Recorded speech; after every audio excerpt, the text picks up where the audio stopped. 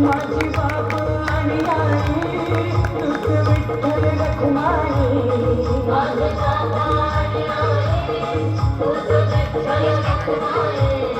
तुझ्या शिरटी नगरीत मी पंढरी पाहिन तुझ्या शिरटी नगरीत मी पंढरी पाहिन